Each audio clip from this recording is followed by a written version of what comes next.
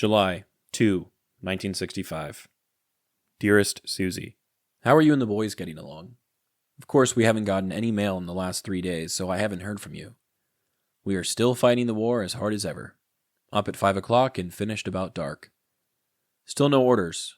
Lit got his the other day. He is going to Fort Hood, Texas. We had a little excitement here yesterday morning that I'm sure you have heard about by now. The VC got right on the runway up here and bombed some of our planes. We didn't know anything about it, however, until we went out to work. It is so hot up here that you would never believe it. I can hardly wait to get back to Viet Cong. It is the rainy season there, so it should be cooler. It is so hot here that it is even miserable trying to sleep at night. We should be getting back to Viet Cong on the 7th. Do you know yet when you will be going back to Florida? When are you going to send me some slides? If you wait too much longer, you might as well forget about it. Well, news is short, so I will close for now. I love you and miss you all. It won't be long now. All my love, Bill. What I'm about to present to you is something that I wrote. There's not much to say about it, except that it is true. I hope you enjoy.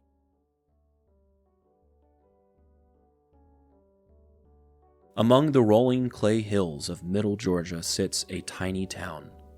Once a thriving railroad community, now nothing more than an intersection of major country roads. Those born here only leave if they go to the military or prison. The liquor stores are closed on Sundays, and the townsfolk still know how to keep to their side of the railroad tracks when the sun goes down. They all, however, manage to present a polite smile and an accompanying nod when they pass each other down the aisles at the Pig. The talk of the town usually consists of pride for the newly opened McDonald's, family drama, most everyone was kin, or optimism towards the high school's football team that just might bring the county pride once again like they had back in '93. On the outskirts of this small town sits an old trailer which slid off its brick foundation years ago and is held together by nothing more than cheap wood and promises that things will get fixed in time, when money isn't so tight. Once the trailer was home to a tiny old man named Bill and his cute old wife named Sue.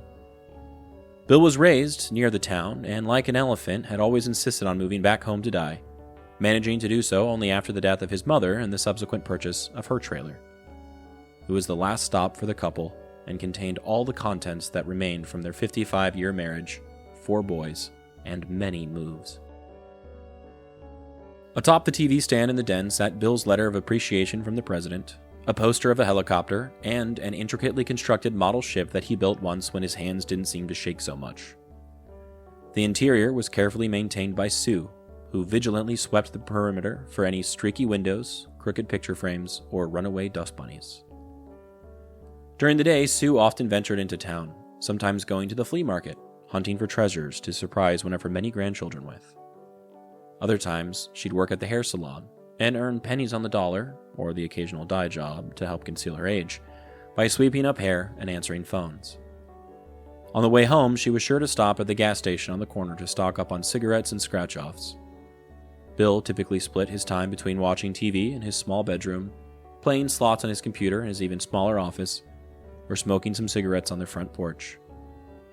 He was no millionaire, but was inexhaustibly optimistic that the next lottery ticket would finally give him the title. He and Sue would have to make do with Social Security until then. At night, Sue stayed up late, watching Lifetime movies, and often spoiled herself with something sweet.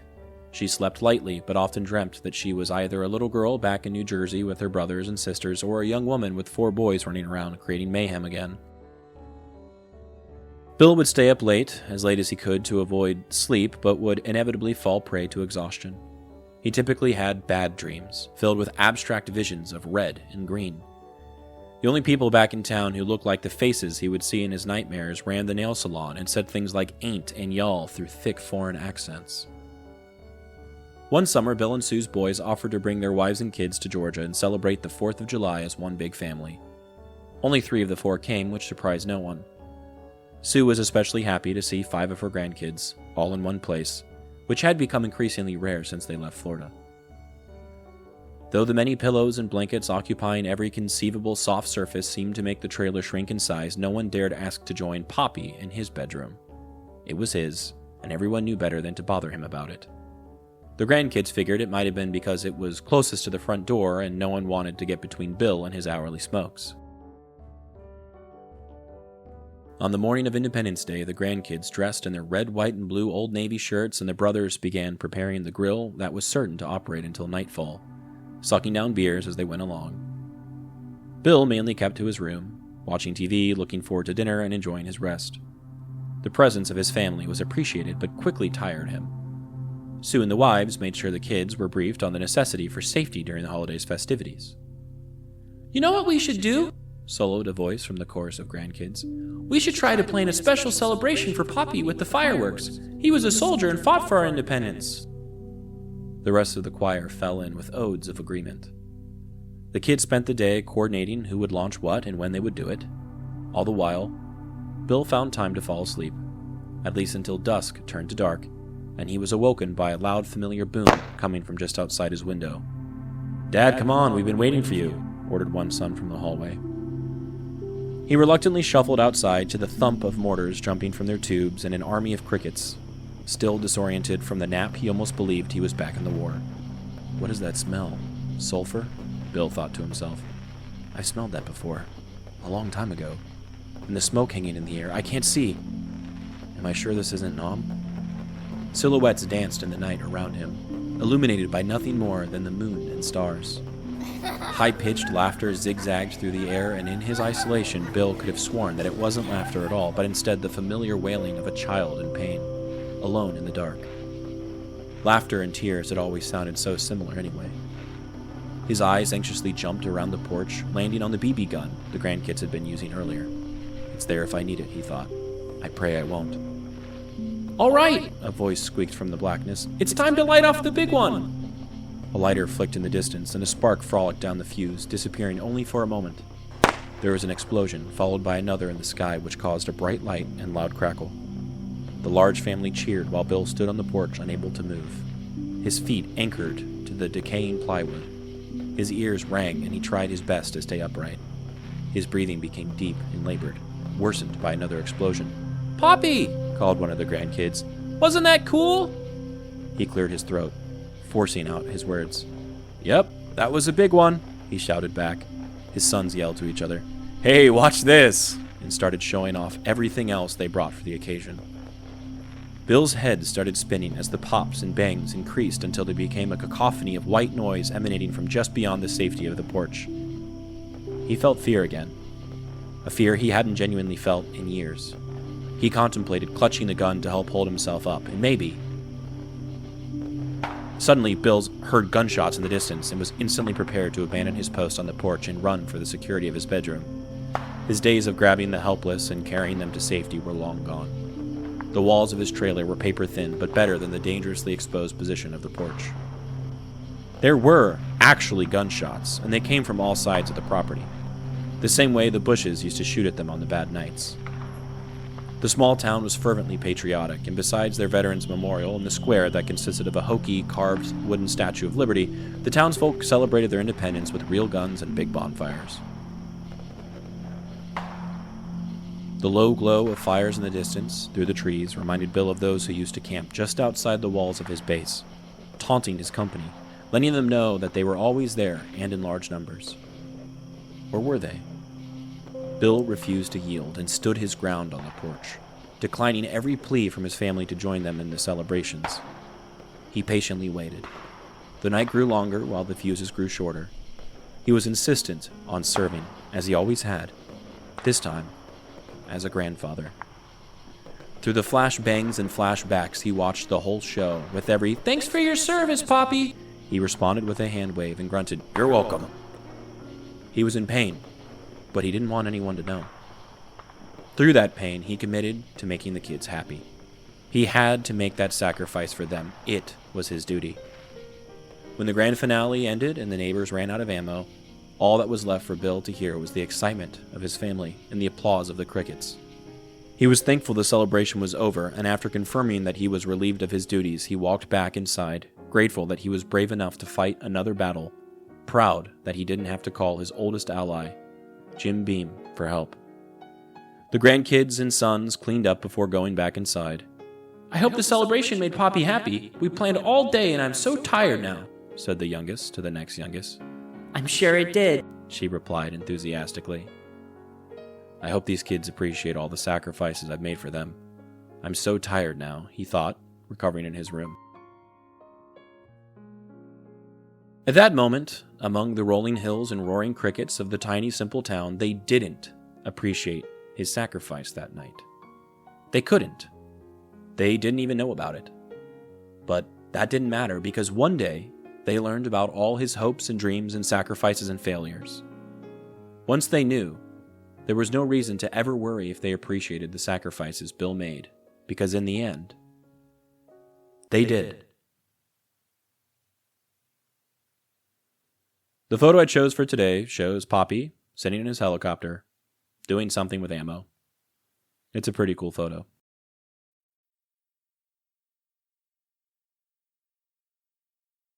6 July. Dearest Suzie, I'm sorry that I haven't written sooner, but this has been a long, hard week. I'm sure you must have heard about it. The past day has already been 36 hours long.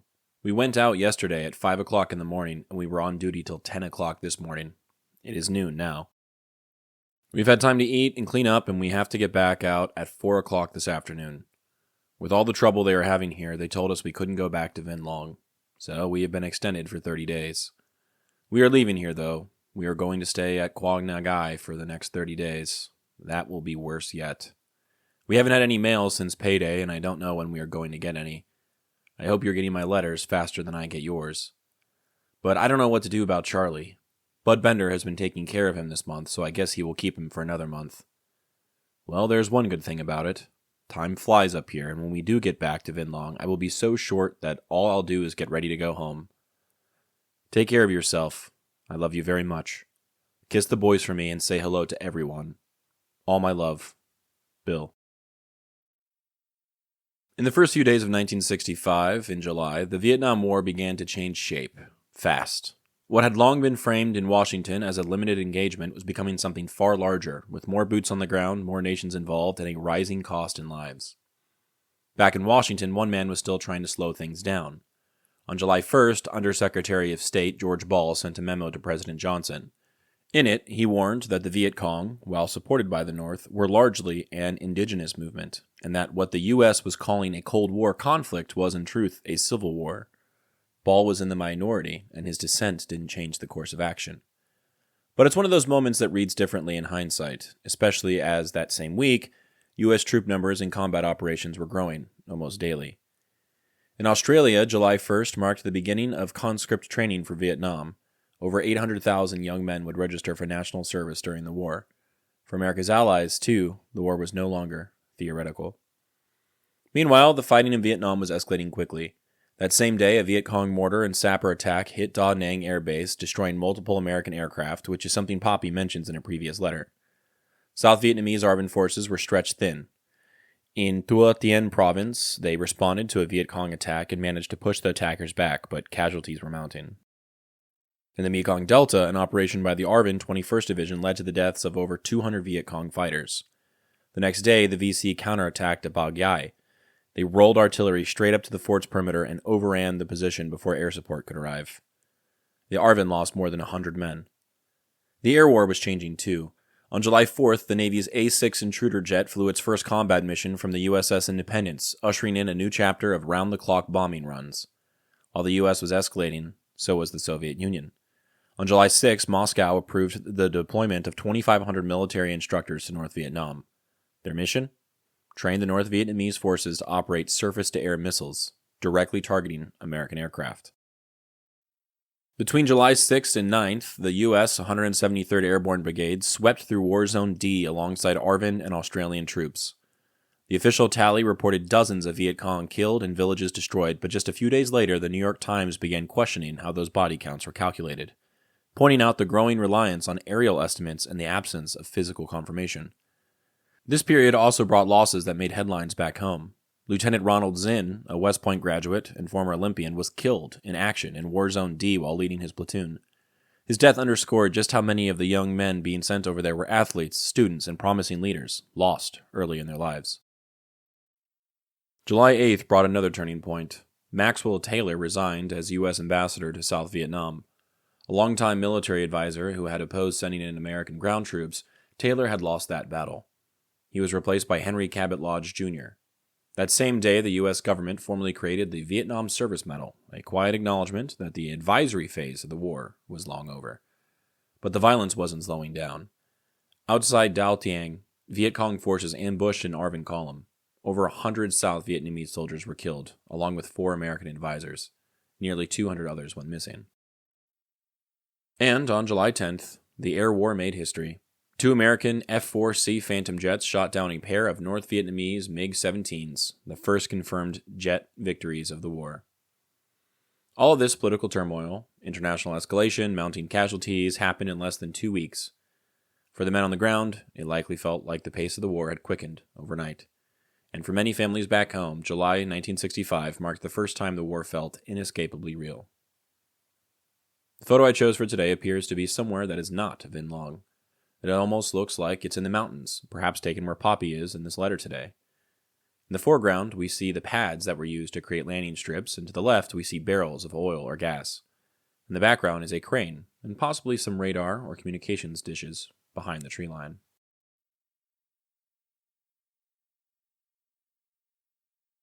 8. July. Dearest Suzie, I still have not received any mail since the 1st. They keep saying that they are going to send our mail up, but I don't know when. Looks like they have forgotten us down here. I am too short to care anymore, though. I would sure like to get a letter from you, but I'm just hoping that no news is good news and that you are enjoying your vacation. I have moved again, and I'm all settled down for now, I guess, the next 30 days. Nothing is sure up here, though. We could go home tomorrow. That is why I don't want you to try to write me here. We live in a compound here, just like we had at Vinh Long, only there are only 4 pilots here. We have 2 armed ships up here, and we keep them parked outside the gate in an open field. That's for a fast getaway. The name of this place is Quang Ngai. The chow here is not too bad, but most of the time they are out of ice, which is the most important thing over here. The heat is almost unbearable. Yesterday I had a slight case of heat exhaustion and thought I would die. You get completely wet with sweat by 8 o'clock in the morning and stay that way all day long, and not a breeze anywhere. That is another reason I want to go to the beach for a week. I want to sit out on the front porch in the shade and feel that ocean breeze. I think I could just sit all day for a week like that. Of course, if I did that, I would be bored to death at night. So you might want to start now thinking of little games we could play at night to keep from getting bored. Let me know if you have any good ideas about that. This buddy of mine told me the other day that he wrote his wife and told her that if she wanted to be the first woman he got a hold of when he got home, she had better be at the bottom of the steps when he stepped off the plane. She wrote back and told him that if he ever wanted to be the first guy to get it, he better be the first one off the plane. Enough said. I still don't have my orders. Louis Litt is going to Fort Hood, just in case I didn't tell you before. They've got to come through soon, though. When I get back to Vinh Long, I will have less than 50 days. Flying is the same. We are still putting in a lot of hours. Well, tell my boys I love them and miss them and say hello to everyone for me. And take care of yourself. I love you very much. Sincerely, Bill. In today's letter, Popi is settling into Quang Ngai, his new post for what he assumes will be the next 30 days. He talks about the heat, the absence of mail, and how fast the days go when you're this short. Just 50 or so days left before he's headed home. It's one of his more playful letters. He writes about how he wishes he was sitting out on the porch with Suzie, feeling the breeze off the ocean, and when night falls, coming up with some little games they can play to pass the time so they won't get bored. It's coy, affectionate, and unmistakably flirtatious. Then there's the story he shares about another pilot who tells his wife, "You want to be the first woman I see when I get home, you better be at the bottom of the steps when I get off the plane." She then replies by saying, "If you want to be the first man to get it, you better be the first one off." These kinds of jokes carried a lot of weight for soldiers. They were reminders that desire still existed, that they were still tethered to love and intimacy and life outside the war. But sex and sexuality in Vietnam weren't just waiting at home, they were also very present in country, and that reality shaped the war in complex ways. This subject reminds me of 2 specific examples. In the 1974 documentary Hearts and Minds, there's a jarring scene filmed in a Saigon brothel. American soldiers lounge in rooms with young Vietnamese women joking and waiting for their turn. It's awkward and casual and deeply transactional. Some of the men smile at the camera, wave, or light cigarettes. The women look away. The filmmaker doesn't narrate over this scene. He just lets it sit. It forces the viewer to absorb the quiet violence of what's happening. Not a firefight, not a bombing run, but another kind of occupation. And in Phil Clay's short story, in Vietnam they had whores from his collection, Redeployment. A modern soldier reflects on the legacy of that earlier war as he experiences a strip club in a trailer near a base in the States. He talks about how sex, specifically with Vietnamese women, became not just an outlet for stress, but a kind of myth, passed down in stories and rumors. The story's title isn't casual. It's a bitter nod to how soldiers in Vietnam were sometimes envied by later generations for the perceived access they had to sex, and how much of that memory has been filtered through bravado, guilt, or both. In reality, prostitution was widespread in Vietnam. Some estimates suggest tens of thousands of Vietnamese women worked in the sex trade during the war, many out of economic desperation, others through outright coercion. The military tried, half-heartedly, to regulate it with off-limit zones, venereal disease checks, and education campaigns. But for the most part, sex was treated like a necessary part of the war machine, something the men needed, something no one wanted to talk about too deeply. But the emotional landscape was more complicated than that. For many soldiers, sex was about proximity to something human, a break in the fear, the monotony, the brutality. Sometimes it was exploitative, sometimes it was deeply sad, and sometimes, rarely, it became a real connection. Popi doesn't write about any of that directly, but there's a through line here. His longing for Suzie isn't just romantic. It's physical, it's playful, it's real. And the letter holds that tension. He wants her, he misses her, and he's counting the days. The tension was shared by tens of thousands of men, many of whom weren't married, many of whom didn't write letters home.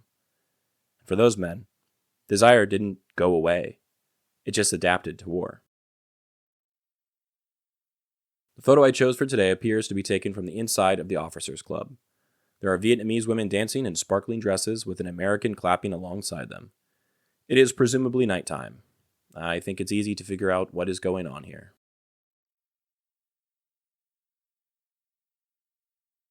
July 13. Dearest Suzie, we finally got some mail this morning. I got 6 letters from you, one from Mom and one from Laverne. You can imagine I was about to go out of my mind worrying about you. I'm still worried about you. I hope by now your cyst is gone. That is a terrible thing to have to put up with. I just wished I was home to look out for you. This turned out to be a hell of a vacation for you, but no matter, we will try for a real vacation when I get home. Maybe by then the boys will all be well and you'll be well too. We are still going strong up here. We put in a lot of hours every day, and I am sure it is going to be that way the rest of the time we are up here. I still don't have any orders. The rumor is that everybody who doesn't have them by now had orders for the 11th. Then they did away with the 11th, so our orders had to be changed. That is why it takes so long. I wouldn't mind going back to Benning, but I hate the thought of all that field training. Anyway, I should get some news soon. If nothing happens, I should be walking in the door sometime on the 27th of September. Up until now, everybody has been going home up to 2 weeks early, but they put a stop to that. Now you cannot leave until 24 hours before 1 year is up, so there is no chance of getting out early. Anyway, that isn't long off. If you can get along on your $400 a month till I come home, I would like to keep those extra checks. I have a surprise in store for you. If you need them, just tell me and I'll send them to you, but I figured with the car paid for, you were probably doing okay. When you do get home, don't bother to send me any slides. I will be too short by then. You could have sent me more pictures, though. Well, I have to go back to work, so I will close for now. I love you very much and miss you. Kiss the boys for me. All my love. Bill. In today's letter, Popi is counting down the days. He's short, less than 80 days left in country, and he's imagining what it'll be like to walk through the front door of his home again. He writes that if all goes to plan, he'll be home by September 27th. But even as he says it, there's a touch of skepticism. Nothing is sure up here, he says. That uncertainty wasn't just about the war, it was baked into the very process of going home. For soldiers in Vietnam, going home wasn't as simple as stepping onto a plane. It began with a number, Deros, the date eligible for return from overseas. That 1-year clock started ticking the moment a soldier arrived in country, and once it dropped into double digits, a person's very identity shifted. You weren't just a soldier, you were short. Guys marked their status on helmets, walls, and even calendars scrawled onto cardboard. Being short came with a particular kind of hope and fear. You were almost done, but not quite safe. Unlike earlier wars where whole units rotated together, Vietnam used an individual rotation system. Units stayed in place while soldiers came and went one by one. That meant Bill wasn't going home with his whole company. He'd likely be replaced by someone just arriving, and maybe, if there was time, He'd help show that replacement the ropes. This kind of informal handoff was common. Short-timers passing down knowledge, terrain familiarity, local customs, and of course, survival tips.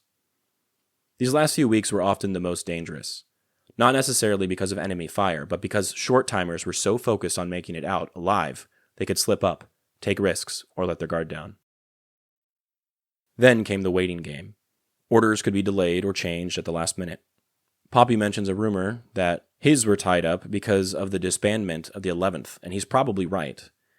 Red tape was constant, and rumors often spread faster than official word. Once a soldier got his departure orders, he'd begin the journey home. He might fly out of a major base like Cam Ranh Bay, Da Nang, or Long Bin, usually on a C-130 or C-141 transport plane. His first stop was often somewhere like Okinawa, Guam, or the Philippines. These were the in-between places, transit hubs where soldiers ate standard rations, dozed in temporary barracks, and waited for the next flight out. For many, it was their first time sleeping without gunfire or helicopters in the background. But the quiet could feel surreal, like a dream not yet real. Before leaving Asia entirely, soldiers went through final medical checks, blood work, immunizations, x-rays. Anyone seriously wounded or sick was moved through the aeromedical evacuation system, heading for hospitals in the States. Everyone else waited for the flight back to the U.S., the one that would finally take them home. When their plane landed on American soil, usually at a place like Travis Air Force Base or McChord in Washington, the moment was electric. Some were met by family, others moved quietly through the system, assigned to out-processing bases like Fort Benning, Fort Lewis, or Fort Bragg. There they turned in equipment, filed paperwork, sometimes received new orders, and, for those leaving the military altogether, began the process of separation. The Army had services in place, briefings on benefits, GI Bill access, job counseling, but for many soldiers, those few days weren't enough. They'd been at war. They were used to heat, adrenaline, fear, and routine. Now they were being dropped back into grocery stores, traffic lights, and silence. For the lucky ones, there was a warm welcome. But many came home to indifference, or worse, hostility. And almost all returned with memories they couldn't yet process, because at the time, there wasn't a word like PTSD in circulation. There was just the war, and everything after. The photo I chose for today shows little girls buying produce on a street from an old woman. This is a sight that may have been familiar for Popi, perhaps reminding him of home, further intertwining his civilian life with his life overseas. July 1965. Dearest Suzie, I'm sorry that I haven't written sooner, but we have been very busy. The VC are real active lately and they keep us hopping. I got another letter from you today and was glad to hear that you were all right. I hope by now you are over your sickness. I hope too that Minnie is getting along okay. I assume she is in the hospital now. What did Minnie have to say about Billy and Brian going to a Baptist Bible school? Have you decided yet when you are going back to Florida? Not that I care. As far as I'm concerned, you have 60 days to get home. Things are the same over here. It is hot as hell, and nobody will tell us when we can go back to Viet Cong. And I still don't have orders.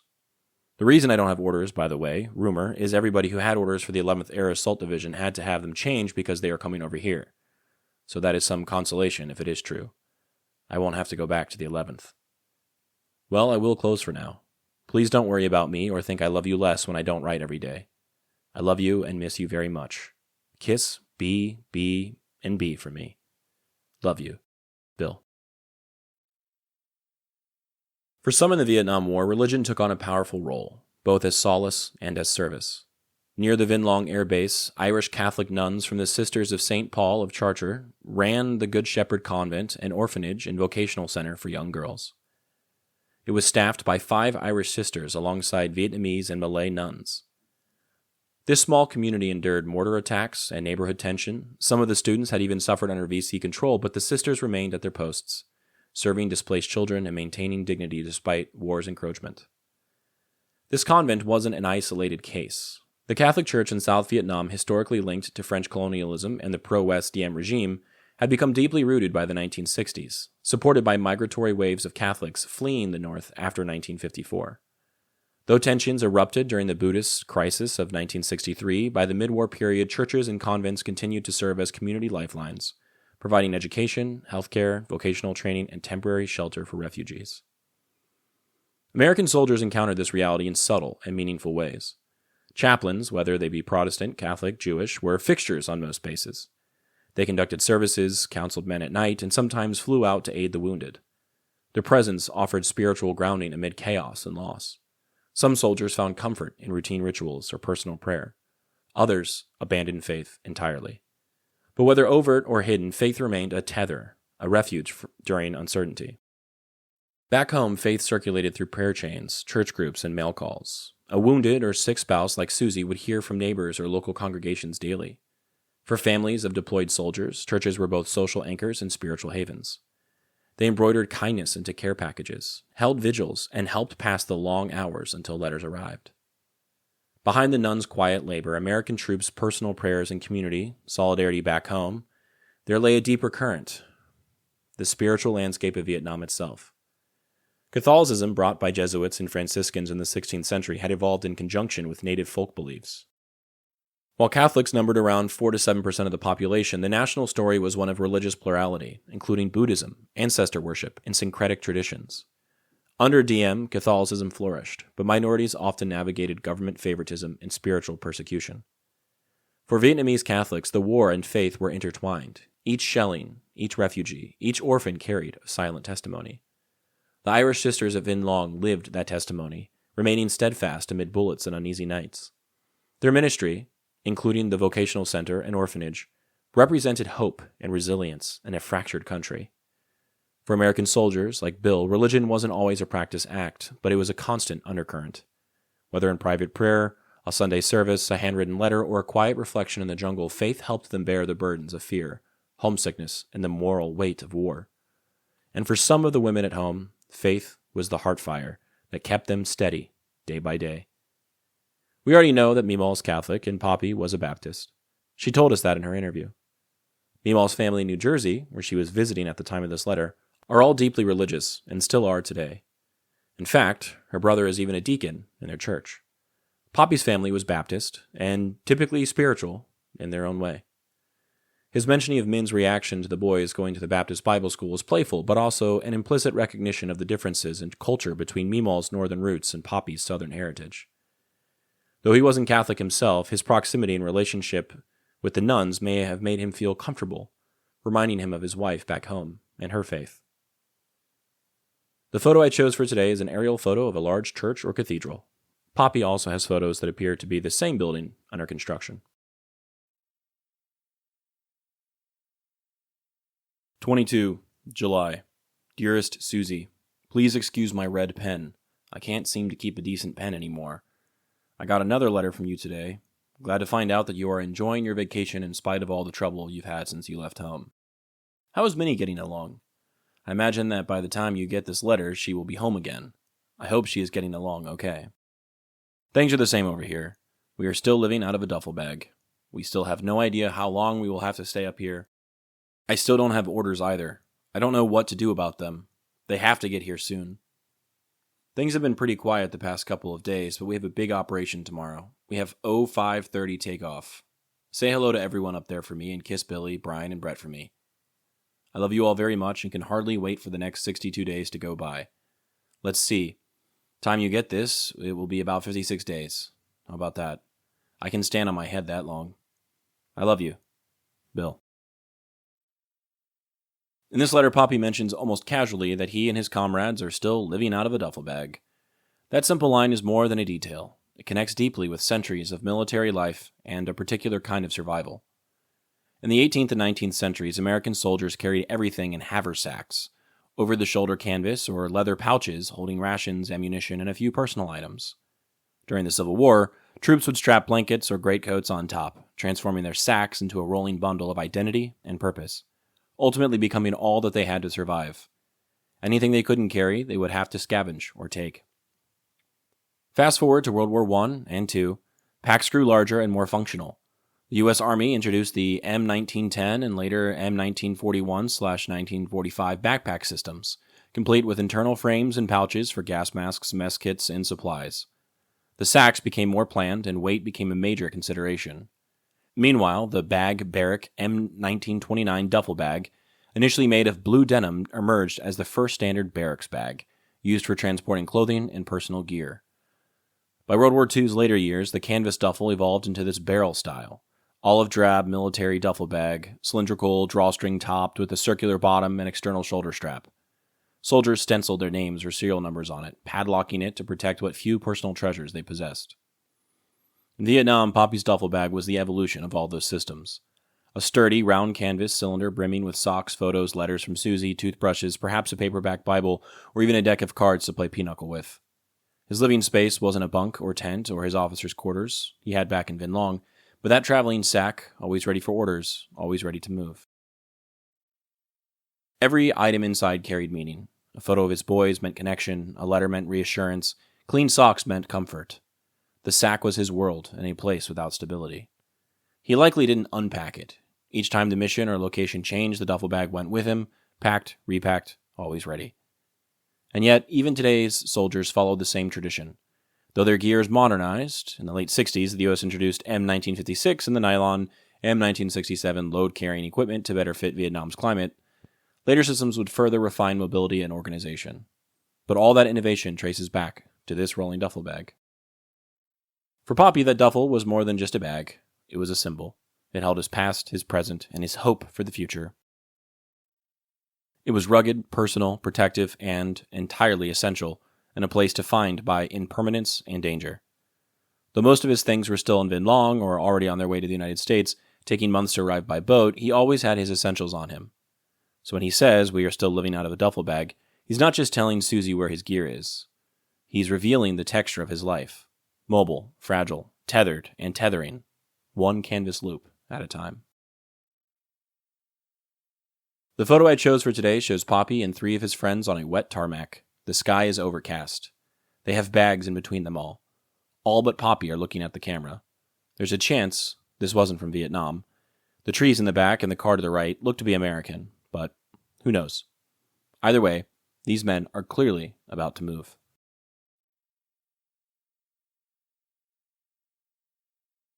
24 July.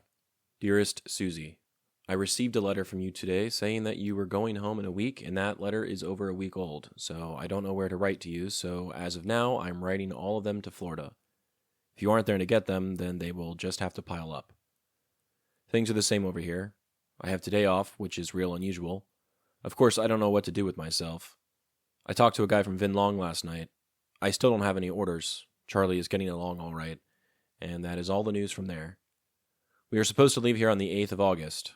I sure hope we do. In fact, if we don't get back soon, I won't have time to send Charlie home. That is another reason I'm anxious to get my orders, too. If I get orders for some place where there is a lot of cold weather, I will get rid of him. Cold weather would kill him. I guess you could have probably heard that the 10 Air Assault Division is coming over here. It is the 11th. They have changed the name to the 1st Air Cav Division, but it is the same outfit. Well, I hope that you had a good, safe trip home. I bet the boys are glad to be home. I love you all and miss you very much. All my love. Bill. When Popi mentions the arrival of the 10th Air Assault Division, soon reflagged as the 1st Air Cav Division, it might sound like a small footnote, a passing reference in a letter home. But behind that name was a seismic shift in how the United States Army planned to fight the Vietnam War. I've spoken about it previously, about this division, but I want to go a bit more in depth here. Officially ordered to deploy on July 29, 1965, the 1st Air Cav Division, Air Mobile, was built from the experimental 11th Air Assault Division, or the 10th as Popi says. As we've previously discussed, it was the first full-scale air mobile force the U.S. military had ever fielded, one which based many of its tactics on the experiences that those in the 114th and other aviation companies like it had early in the war. By August 1st, nearly 16,000 soldiers and more than 400 helicopters, including UH-1 Hueys, CH-47 Chinooks, and CH-54 Skyscrans, were en route to Camp Radcliffe, nestled in the dusty hills of An Khê and Vietnam's Central Highlands. Their mission was revolutionary in its simplicity. Mobility. Using helicopters, the Army could insert infantry, artillery, medevac teams, and supplies into dense jungle terrain in minutes instead of days. This meant soldiers no longer relied on long overland marches or predictable base-to-base movement. Now, fire teams could drop directly into a village, a mountaintop, or a rice paddy and just as quickly be extracted. By October, the full division was operational, and in November, they were tested in one of the most important early battles of the war, the Battle of the Ia Drang Valley. On November 14th, Lieutenant Colonel Hal Moore and the 1st Battalion, 7th Cavalry Regiment, around 450 men, were flown into landing zone X-ray at the foot of the Chu Pong Massif. They were immediately surrounded by thousands of North Vietnamese troops. The Americans held their ground for 3 brutal days, relying on artillery and helicopter gunships to hold the perimeter.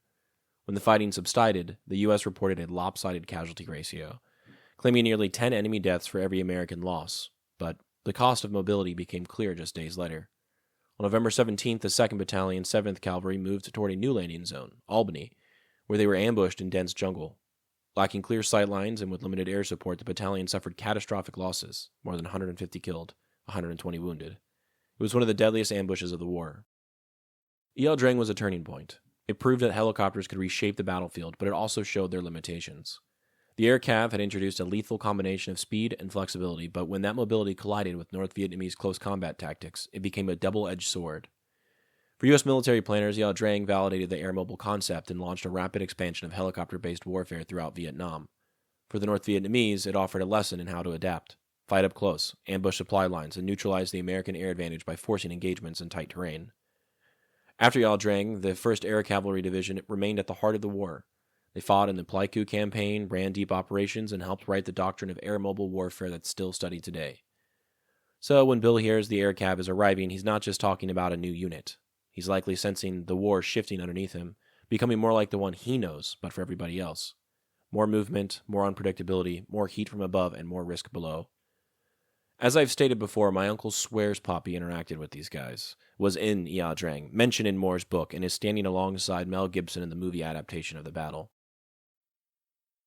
That isn't true, of course, but it is an example of the myths created about his service. Just like my dad's skepticism that Popi may have been in the CIA, my uncle was sure that his father was a hero, his actions profound enough to be immortalized on the silver screen. You have to wonder why we tell ourselves these stories. Do we have to derive some sort of particularly special meaning from our loved one's suffering? Is it easier to undergo the trauma caused by them if it was worth something to the greater good? Perhaps we made a mistake in our understanding decades ago, and are just too stubborn to change our minds about what really happened. Can you think of anything like this in your family, or with your own experiences? The photo I chose for today shows helicopters lined up on an airbase. The ground below them is littered with potholes. It is damaged. The helicopters are all Hueys, and they have white stars on their sides denoting that they belong to the Army.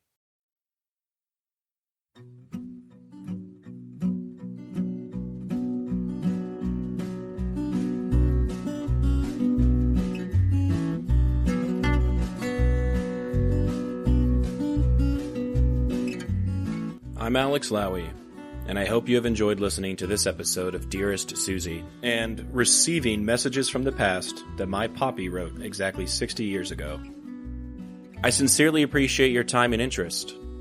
Please consider following the podcast on your preferred platform, and if you're enjoying it, I kindly ask that you take the time to rate the show and leave a review. Also, please follow the project on YouTube, X, and Instagram. All likes, comments, shares, and reviews will help grow the reach of this story. The links for these things should be in the description of this episode. Please feel free to email me at dearestsuziepodcast@gmail.com if you have anything you'd like to say. I'd love to chat or to hear about your stories as well. Thank you for listening, and God bless.